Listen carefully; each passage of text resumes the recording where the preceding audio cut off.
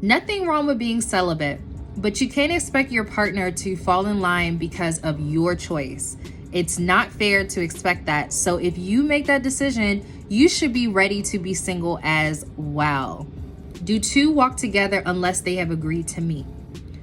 2 Corinthians 6 verse 14. Do not team with those who are unbelievers. How could a righteous be partnered with wickedness?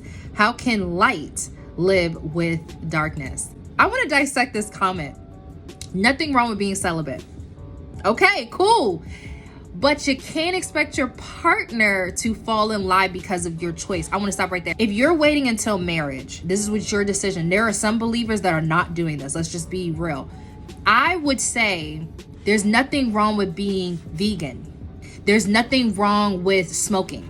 There's nothing wrong with being in the military.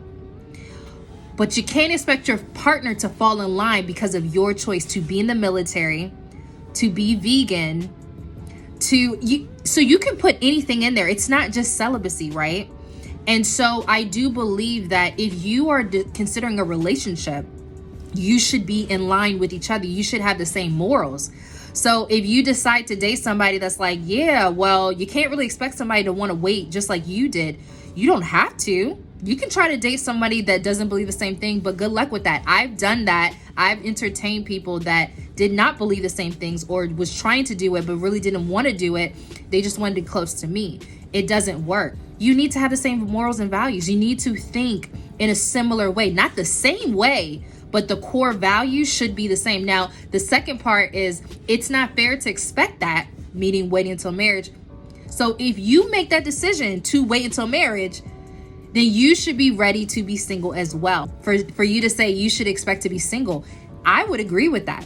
You know why I agree with it? Because a lot of people are not willing to sacrifice their flesh for the word, for God. And it is very hard, even in the body of believers, for people to do it. It is extremely hard. So when the person said you should be ready to be single, you should be ready to be single and wait on God, not because it's not fair to ask someone else to do it. You should just be doing it because that's what you want to do and you want to honor God. It is a rare thing to find someone that really gets it and wants to walk it out through with you. And even if you find somebody that's willing to walk it out with you, it doesn't mean the relationship's going to work.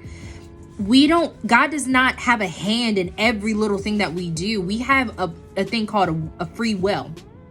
And because we have free will, we get to pick and choose who we want to be with. I feel like if you're out here in these streets and you're talking about, hey, I want to meet people, I'm trying to position myself, and you come across that topic and you realize that you don't align, then you walk away. One thing I've never done, I've never forced someone to decide you have to do this in order to be with me.